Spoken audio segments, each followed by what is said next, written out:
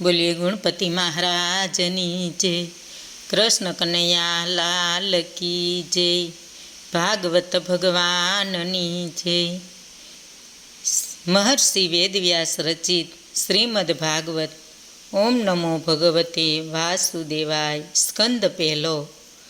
શ્રીમદ ભાગવત ગ્રંથની રચનાના પ્રારંભ ટાણે ગ્રંથકર્તા મહર્ષિ વેદવ્યાસ મંગળાચરણ કરે છે અને પરમ કૃપાળુ પરમાત્માને પ્રાર્થના કરે છે, સ્તુતિ વંદના કરે છે। તે આ શ્લોક દ્વારા વ્યક્ત કરવામાં આવ્યું છે। વ્યાસજીના શ્રી મુખેથી નીકળેલી આ વાણી સરસ્વતી સ્વરૂપે સુંદર અને પ્રતિભાવંત લાગે છે। અંતઃકરણના અંતરમાંથી નિર્જર વહેતા ભાવો યથાર્થ સ્વરૂપ દ્રષ્ટિ આપે છે। પરમ કૃપાળુ પરમાત્માનું સ્મરણ હુબહુ અને સત્યમ શિવમ સુંદરમ સ્વરૂપે દૃશ્યમાન લાગે છે। પરમ મંગલ વિભુવરને યાદ કરીએ તો આપણું કાર્ય હેમખેમ પાર ઉતરે, સર્વત્ર મંગળ વર્તાય અને મન પ્રસન્નતા થાય। ભાગવતના 3 મંગળાચરણ છે। પહેલા સ્કંધમાં વ્યાસદેવનું, બીજા સ્કંધમાં સુખદેવજીનું અને સમાપ્તિમાં સૂતજીનું મંગળાચરણ છે। દરરોજ સવારમાં મંગળાચરણ કરો, મધ્યાહને મંગળાચરણ કરો અને રાત્રે સૂતા પહેલાં મંગળાચરણ કરો। કથામાં બેસો ત્યારે પણ મંગળાચરણ કરીને બેસો। જેનું આચરણ મંગળમય છે તેનું ધ્યાન કરવાથી, તેને વંદન કરવાથી, તેનું સ્મરણ કરવાથી મંગળાચરણ થાય છે। એવા તો એક પરમાત્મા શ્રી કૃષ્ણ છે। શ્રી કૃષ્ણ ધામ મંગળ છે, શ્રી કૃષ્ણ નામ મંગળ છે। ઈશ્વરનું ચિંતન ધ્યાન મનુષ્ય કરે તો ઈશ્વરની શક્તિ મનુષ્યમાં આવે। ક્રિયામાં અમંગળપણું કામથી આવે છે। કામ જેને સ્પર્શ કરે છે તેનું સર્વ અમંગળ। શ્રી કૃષ્ણને કામ સ્પર્શ કરતો નથી, તેથી તેનું સર્વ મંગળ છે। જેના મનમાં કામ છે એનું સ્મરણ કરશો તો એનું કામ તમારા મનમાં આવશે। સકામ ચિંતન કરવાથી આપણા મનમાં સકારાત્મક આવે છે અને નિષ્કામનું ચિંતન કરવાથી મન નિષ્કામ બને છે। શિવજીનું બધું અમંગળ છે, તેમ છતાં તેનું સ્મરણ મંગળમય છે। તેનું કારણ એક જ છે, શિવજીએ કામને બાળીને ભસ્મ કર્યો છે। મનુષ્ય સકામ છે ત્યાં સુધી તેનું મંગળ થતું નથી।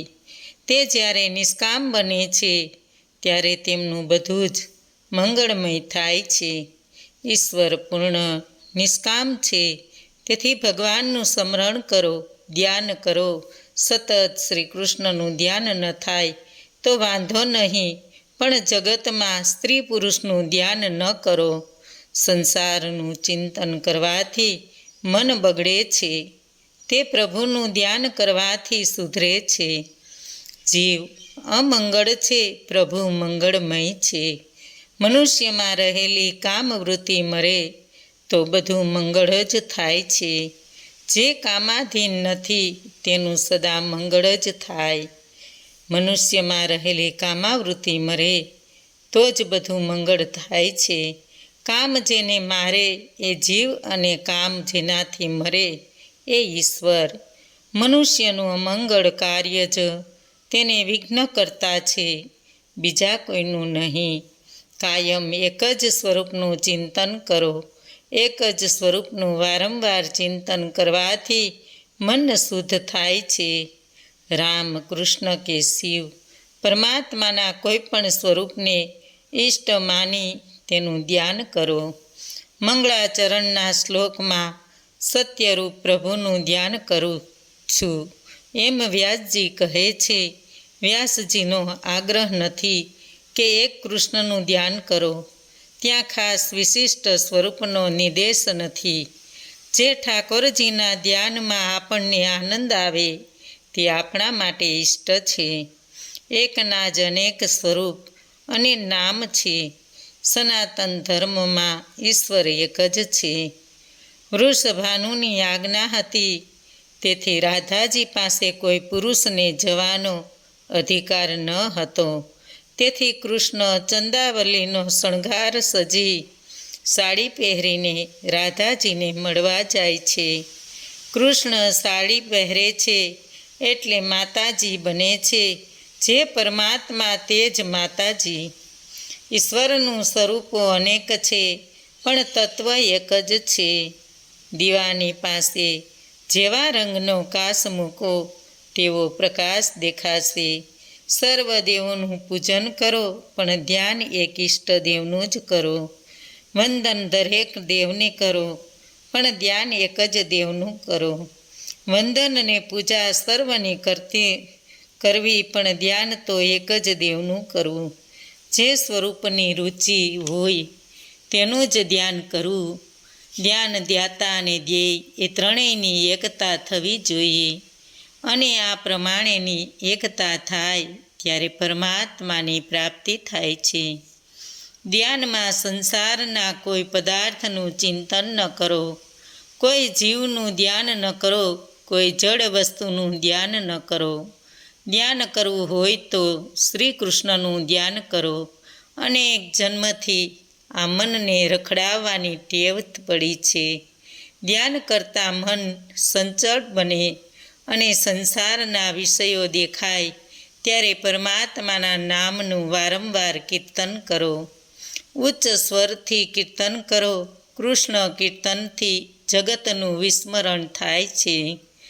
કૃષ્ણ કીર્તનમાં સંસારની બાબતો ભૂલી જવાય છે અને તેની સાથે અલૌકિક આનંદ ઉભરે છે. પરમાત્માના મંગળમય સ્વરૂપને નિહાળતા નિહાળતા તેના નામનું કીર્તન કરો. વાણી કીર્તન ન કરે અને આંખ દર્શન કરે તો મન શુદ્ધ થાય છે. મન શુદ્ધ થતાં પરમાત્માની શક્તિ તમારામાં આવશે. મનની શુદ્ધિ દાનથી કે સ્નાનથી થતી નથી. તીર્થ સ્નાનથી શરીર શુદ્ધ થાય છે, મન શુદ્ધ થતું નથી. સંસારનું ચિંતન કરવાથી બગડેલું મન જ્યાં સુધી ઈશ્વરનું સતત ચિંતન ન કરે ત્યાં સુધી સુધરશે નહીં. જે કૃષ્ણ કીર્તનમાં એકલીન થાય છે એ ધીમે ધીમે સંસારને ભૂલવા લાગે છે અને તેની સાથે સાથે સંસાર તરફનો લગાવ ધીમે ધીમે છૂટવા લાગે છે અને પ્રભુ પરાયણ થાય છે. પ્રભુ સાથે સંયોગ થતાં પ્રભુ સંબંધ ગાઢ થવા લાગે છે. કથામાં બેસો એ વખતે તમારા મનમાં રમતા સંસારની નાની મોટી પ્રત્યેક વાત તથા વિચાર મનમાંથી કાઢી નાખો. કેવળ આ વાત મનમાં વહેતી કરો કે હું ભગવાન શ્રી કૃષ્ણના શ્રી શરણોમાં બેસીને કથા સાંભળું છું. શ્રીમદ ભાગવતની કથા સાંભળવાથી મનની શાંતિ મળે છે. રોજિંદી ઘટમાળમાંથી માનવ દેહ પણ શાંતિની કામના કરે છે. કથા થાકને દૂર કરે છે. આ શરીર ગંદુ છે. આ શરીરથી ઈશ્વરને મળી શકાતું નથી. શરીરનું બીજ અપવિત્ર છે. ઠાકોરજીને તનથી મળવાનું છે. ધ્યાન વગર મનોમિલન થતું નથી. ધ્યાન કરવાથી જીવ ઈશ્વર મિલન થાય છે. ધ્યાન વિના બ્રહ્મ સંબંધ થતો નથી. ધ્યાનથી પરિપક્વ દશા એ જ સમાધિ છે. તે જ જીવન મુક્તિ સમાધિ અધિક વખત ટકે એટલા જ્ઞાનીઓને જીવતા જ મુક્તિનો આનંદ મળે છે. ભાગવત ફરી ફરી કહે છે, ધ્યાન કરો, જપ કરો. એક એક ચરિત્રમાં સિદ્ધાંત વર્ણવ્યો છે. પુનઃરુક્તિ એ દોષ નથી. એક સિદ્ધાંતને બરાબર બુદ્ધિમાં ઠસાવવો હોય તો તેને વારંવાર કહેવો પડે છે. ભાગવતના પ્રત્યેક સ્કંધમાં આ જપ ધ્યાનની કથા આવશે, જે સર્વજ્ઞ અને સર્વ રીતે મંગળમયકારી હોય તેનું નિત્ય પ્રતિસ્મરણ કરવું અને મંગળમય થઈને કોઈનું મંગળ થાય એવી ભદ્રા ભાવના કેળવતા શીખીને તો મનને મંગળ કામના કરીએ તો તે મંગળાચરણ યથાર્થ થયેલું ગણાય છે. મંગળાચરણના પ્રાથમિક શબ્દો જન્માધસ્ય યત એ બ્રહ્મસૂત્ર પહેલાં અધ્યાયનું પ્રથમ ચરણ સૂત્ર છે. આ શ્લોકના પ્રાથમિક શબ્દો બ્રહ્મનું પ્રતિપાદન કરે છે અને આ શ્લોકને છેવટનો શબ્દ ધીમહિ એ ગાયત્રીનો મંત્ર સૂચક શબ્દ અને સંકેત પ્રસ્તુત કરે છે. આમ શ્રીમદ ભાગવતમાં પરમાત્માના વ્યાપક બ્રહ્મનું વર્ણન છે. બ્રહ્મ એટલે ચૈતન્યનો મહાસાગર, જે ચૈતન્યના સાગરમાંથી ચૈતન્ય પ્રાપ્ત કરીને સૂર્ય સમગ્ર વિશ્વને પ્રકાશ આપે છે, અંજવાળું આપે છે. એ જ ચૈતન્ય શક્તિમાંથી ચૈતન્ય પ્રાપ્ત કરીને ચંદ્ર સમગ્ર વિશ્વના પ્રાણી પદાર્થ અને વનસ્પતિને અમૃત સિંચે છે. જે ચૈતન્યમાંથી ચૈતન્ય બળ પ્રાપ્ત કરીને તારાગણો, ગ્રહો, નક્ષત્ર સમૂહો આકાશમાં અધ્ધર ટીંગાઈ રહેલા લાગે છે. જે ચૈતન્યમાંથી ચૈતન્ય પ્રાપ્ત કરીને સૂર્યચંદ્ર માઇલની ઝડપે આકાશ નભોમંડળમાંથી ઘૂમી રહ્યા છે. ગ્રહો, નક્ષત્રો વગેરે હજારો માઇલની ઝડપે આકાશ નભોમંડળમાં ઘૂમી રહ્યા છે. જે ચૈતન્યમાંથી ચૈતન્ય શક્તિ પ્રાપ્ત કરીને પૃથ્વી અને તેના પરના તમામ પ્રાણી પદાર્થો, નદીઓ અને પર્વતોને પોતે ધારણ કરે છે અને વાયુ પણ વાય છે. જે ચૈતન્યમાંથી ચૈતન્ય બળ પ્રાપ્ત કરીને અગ્નિ ગરમી આપી શકે છે, નદી નાળા વહે છે, પર્વતો અડીખમ ઊભા રહી શકે છે. એ અમોઘ ચૈતન્યના મહાસાગરનું એક નામ બ્રહ્મ છે. એ ચૈતન્યની શક્તિને લઈ સમગ્ર વિશ્વનો અને કોટી કોટી બ્રહ્માંડનો વ્યવહાર વ્યવસ્થિત રીતે ચાલતો રહ્યો છે. શ્રી કૃષ્ણનું બીજું નામ મંગળ છે. તેમના કથા કીર્તનમાં મંગળ વર્તાય છે. વેદવ્યાસજી સ્તુતિ કરતા કહે છે કે મોટા મોટા દ્વિજજનો જે બાબતમાં ગડમથલનો અનુભવ કરે છે અને વેદો જેને બ્રહ્માજીને ઉત્પત્તિ, પાલન અને પ્રલયના પાઠ ભણાવ્યા છે, જે સર્વના અંતરોમાં છે, જે સર્વજ્ઞ છે અને જ્ઞાનગમ્ય છે, તે પરમ કૃપાળુ પરમાત્માનું અમે નિરંતર ધ્યાન કરીએ છીએ. ત્રણેય કાળમાં અને ત્રણેય અવસ્થામાં જે સત્ય વ્યાપક સ્વરૂપમાં પ્રવર્તે છે તે પરમાત્માનું નમ્ર ભાવે અને વિનય વિવેકપૂર્ણ રીતે અમે ધ્યાન કરીએ છીએ. વિશિષ્ટ રીતે અને વિશિષ્ટ સ્વરૂપનું ધ્યાન કરવા અંગેનું કોઈ સૂચન ભાગવતમાં નથી. એ એક સમજવા જેવી બાબત છે. તેમણે કહ્યું છે કે જેને જે સ્વરૂપ ગમે મન ગોઠે એવા પરમાત્માનું સાચા શુદ્ધ અંતઃકરણપૂર્વક ધ્યાન કરવામાં જ સર્વ કોઈનું શ્રેય સમાયેલું છે. એ હકીકતને ધ્યાનમાં લઈ પ્રભુનું ધ્યાન કરવું જોઈએ. સત્કર્મના માર્ગમાં અનેક રીતે વિઘ્નો આવે છે. તે સર્વ સ્થિતિમાં મંગળ વર્તાય એ મંગળાચરણનો હેતુ છે. આ કથા શ્રવણ કરવા બેસો ત્યારે મંગળાચરણ કરતાં કરતાં આસન પર બેસો. શાસ્ત્રો ગ્રંથો તો એટલે સુધી કહે છે કે દેવો સત્કાર્યમાં નડતર ઊભું કરે છે. દેવો ઈર્ષાળુ છે. તેઓ તો એટલું વિચારે છે કે નારાયણની બોલબાલા વધશે તો કોઈ આપણનો ભાવ પૂછશે નહીં. માટે વિઘ્નહર્તા ગણપતિનું સ્મરણ કરવું જોઈએ. જેનું આચરણ મંગળમય છે એનું મનન અને ચિંતન પણ શ્રેયકર બને છે. સંસારની કોઈ પણ વસ્તુનું ચિંતન અને મનન શ્રેય કરતું નથી. રોજ રોજ ઈશ્વરનું મનન, ચિંતન કે સ્મરણ માણસ કરે તો ઈશ્વરીય શક્તિ સાંપડે. ઈશ્વરીય શક્તિ સાક્ષાત દર્શનની ભૂમિકા છે. પરમાત્મા બુદ્ધિથી પર છે. શિવજીનું બધું જ મંગળ છે, છતાં એનું સ્મરણ મંગળમય લાગે છે. સંસારનું ચિંતન મનને બગાડે છે, એ જ મન પ્રભુ સ્મરણથી સુધરે છે. મનુષ્યનું અમંગળ ચિંતન મનને કે કાર્યને તેને માટે વિઘ્નહર્તા બને છે. માટે વિઘ્નહર્તા ગણપતિનું સ્મરણ કરવું જોઈએ.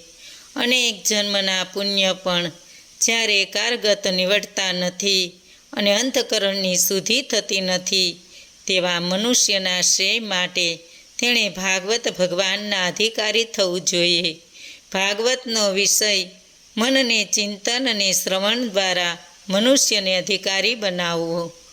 માનવ માત્રના દુઃખ દૂર કરીને પરમાત્મા પ્રાપ્તિના માર્ગે દોરી જનારું પ્રયોજન ભાગવતનું કેન્દ્ર બિંદુ છે. વેદરૂપી કલ્પતરુને વૈકુંઠની ભૂમિમાંથી મત્સ્યલોકમાં લાવનારું કાર્ય નારદજીએ કર્યું અને વ્યાસજીને આપ્યું. એ વ્યાસજીએ પોતાના પુત્ર સુખદેવજીને આપ્યું. મંગળાચરણ દ્વારા શ્રીમદ ભાગવતની દિશા, જ્ઞાન દિશા તમારા હૃદયમાં શ્રદ્ધા સ્વરૂપ દીપક પ્રગટાવે અને કથાનું અંજવાળું તમારા જીવનને અજવાવે એવી અભ્યર્થના સાથે સર્વ સૂક્ષ્મજનો શ્રોતાજનો બની અમને પ્રેરણારૂપી સથવારો આપે, જેથી માનવ વહિતમાં લોકભોગ્ય શૈલીમાં અમે પરમાત્માના વિશુદ્ધ સ્વરૂપનું અણિશુદ્ધ વર્ણન કરી શકીએ અને ભાગવત કથામાં આપ સર્વ સાથે સહારક મારા અંતકરણમાં પ્રાણ પૂરે. વ્યાસજીના મુખે કથાનો આરંભ હવે થાય છે, માટે પહેલાં મંગળ ગીત ગાઈએ. એકદા નેમિષારણ્યમાં પુણ્યક્ષેત્રમાં સનકાદિક 88,000 ઋષિમુનિઓ એકત્ર થયા છે અને 1,000 વર્ષ સુધી ચાલે તેવો એક મોટો યજ્ઞ તે સ્થળ પર કરી રહ્યા છે. તે વખતે એકદા સૂતજી ત્યાં આવી પહોંચ્યા. સોનક ઋષિએ સૂત પુરાણીનું સ્વાગત વંદન પ્રણાલિકાથી કર્યું. એમને આસન આપ્યું અને બેસાડ્યા. સર્વત્ર શાંતિ પર્વતી હતી. ત્યારે સૂતજી સમક્ષ સોનકે પ્રણામ કરી પ્રશ્ન કર્યો, જીવ માત્રનું કલ્યાણ થાય એવું સરળ અને સુલભ સાધન પ્રભુ મને બતાવો. આ સંસારના જીવોનું કલ્યાણ થાય એવો માર્ગ મને બતાવો. આ પૃથ્વી પર કળિયુગના માણસો મંદ બુદ્ધિ અને મંદ શક્તિ છે અને તેઓ અઘરી સાધના કરશે નહીં. ભોગ વાસના ધરાવે છે, માટે સંચળ વૃત્તિવાળા છે, એટલે એક આસન પર કલાકો સુધી બેસી શકે એમ નથી. લોકો પોતાનો બહુ હોશિયાર માને છે, પરંતુ વ્યાસજી ના પાડે છે. સંસારના જીવો વિષયોની પાછળ પડે તેને પ્રવીણ કોણ કહે? શાસ્ત્ર કહે છે કે માણસે 100 કામ છોડીને ભજન કરવું અને 1000 કામ પડ્યા હોય તો તે છોડીને પહેલું સ્નાન કરવું જોઈએ. લાખો કામ છોડીને પણ દાન કરવું જોઈએ અને કરોડો કામ છોડીને પણ પ્રભુ સ્મરણમાં લાગી જવું જોઈએ. માટે તરત ધ્યાન કરવા લાગો. ઘરના કાર્યો કર્યા પછી નિરાતે માળા ફેરવવાની નથી, પરંતુ પ્રભુના નામનો જપ કર્યા પછી બધા કાર્યો કરવાના છે. કળિયુગમાં માણસો જે કરવાનું છે તે કરતા નથી અને જે ન કરવાનું હોય તે પહેલું કરે છે. એટલે તો વ્યાસજી કળિયુગના માનવોને મંદબુદ્ધિ માનવો કહે છે. સંસારના જીવો વિષયો વાસના પાછળ પડે કે પોતાને ચતુર સમજે તો પણ શાસ્ત્રને આધીન થયા વગર તેનો છૂટકો નથી. પોતાનું કામ છોડીને પણ ભજન કરતા થઈ જશે. શાસ્ત્રની મર્યાદા સમજીને સ્નાનાદિથી શુદ્ધ થઈને પ્રભુના રાગમાં લીન થાય એવો સુલભ માર્ગ મને બતાવો. શાસ્ત્ર કહે છે કે પ્રભુના નામનું સ્મરણ કરતાં કરતાં એકલીન થઈ જાય અને ધ્યાનમાંથી જાગૃત થયા પછી સર્વ દૈનિક વ્યવહારના કાર્યો કરવા જોઈએ. આ સંસારના જીવો જે કરવાનું છે તે કરતા નથી અને ન કરવાનું કાર્ય પહેલું કરે છે અને તેને લઈને જ દુઃખી થાય છે. આ છે મંદબુદ્ધિની નિશાની. પરમાત્માના દર્શનની આતુરતા થયા વગર સંત મળતા નથી. જીવને પરમાત્માને મળવાની તીવ્ર તેજારી વધે છે ત્યારે જ પ્રભુ કૃપાને લઈ સંતજનો મળી આવે છે. સ્વાદ ભોજનમાં નથી પણ ભૂખ્યામાં રહેલો છે. ભૂખમાં રહેલો છે. મનુષ્યને ઈશ્વરને મળવાની તન્મન્યા જાગે છે ત્યારે જ સંત મળે છે અને સદભાવ વધે છે. સંત સાધુઓમાં સદભાવ થતો નથી તેનું એક કારણ છે કે જીવને ભાગવત દર્શનની ભાવના થતી નથી. શ્રી કૃષ્ણ કથા ધ્યાનપૂર્વક સાંભળો, એક ચિત્તે સાંભળો અને શ્રી કૃષ્ણ સાથે એકાત્મ ભાવ સાંધાતા શ્રી કૃષ્ણના દિવ્ય સ્વરૂપની ઝાંખી થશે. આ દર્શન મનને અતૃપ્ત રાખે છે. શ્રી કૃષ્ણ પ્રભુની લીલા કથા સાંભળવામાં જીવને કદી તૃપ્તિનો અનુભવ થતો નથી. આ કળિયુગમાં અધર્મની વૃદ્ધિ થાય છે ત્યારે ધર્મ કોનું શરણું સ્વીકારે છે? ભાગવતના પ્રથમ સ્કંધમાં પહેલા અધ્યાયમાં પ્રશ્નોની ભરમાર ચાલે છે. સોનકના પ્રશ્નો સોનક સૂતજીને કહે છે કે આપ અમારા માટે આ સમયે પ્રભુ સમાન છો. અમને પ્રેમપૂર્વક કથા કહો જેથી અમારા દુઃખ ઓગળી જાય, દૂર થાય, નિર્મૂળ થાય. પ્રભુની કૃપાથી તમે આજે અહીં આવી પહોંચ્યા છો. પ્રભુના દર્શનની લગની લાગ્યા વગર સંત સાધુ મળતા નથી અને સંતજનોનું મિલન મનને પ્રભુ દર્શનની તાલાવેલી જાગૃત કરે છે. ભોજનનો સ્વાદ ભોજનમાં નથી પરંતુ મુખમાં છે. મનુષ્યને પ્રભુ મિલનની ભૂખ ન લાગે ત્યાં સુધી સંત કે સાધુ મળે તો પણ તેને તેમાં સદભાવ ઉપજતો નથી. જીવને પરમાત્માના દર્શનની લેશ માત્ર ઈચ્છા નથી. વક્તા અને શ્રોતા બંનેના અધિકાર એકબીજામાં તદ્રુપ બનાવે છે. કથા શ્રવણના 3 પ્રધાન અંગો. કથામાં શ્રદ્ધા રાખવી જોઈએ, જિજ્ઞાસા કુતૂહલ વધવું જોઈએ. જ્ઞાનવૃદ્ધિ પ્રથમ ચરણ કુતૂહલ છે, જિજ્ઞાસા છે. મનને જ્યાં સુધી જિજ્ઞાસા થતી નથી ત્યાં સુધી કથા શ્રવણમાં ચિત્ત ચોંટતું નથી. આ સંસારમાં કોઈ પણ જીવ સાથે મત્સર ભાવે ન કેળવવો જોઈએ. હું કાંઈક છું, મારું માન જળવાવું જોઈએ એવા ભાવનું સેવન કરવું ન જોઈએ. દીન ભાવ રાખીને કથાનું શ્રવણ કરવું જોઈએ.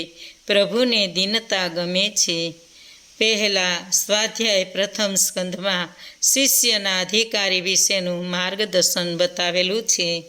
શિષ્યના અધિકાર. એક મહાત્મા યોગાનમાં રામાયણની કથા કરતા હતા. કથા પૂરી થઈ ગઈ. એક જણાએ પેલા કલાકાર મહાત્માને પ્રશ્ન કર્યો, મહારાજ, આપે કથા તો બહુ સરસ કહી, પણ મને એ સમજાયું નહીં કે રાવણ રાક્ષસ હતો કે રામ. એટલે કથાકાર મહાત્માએ જવાબ આપ્યો, રાવણ પણ રાક્ષસ નહીં અને રામ પણ નહીં.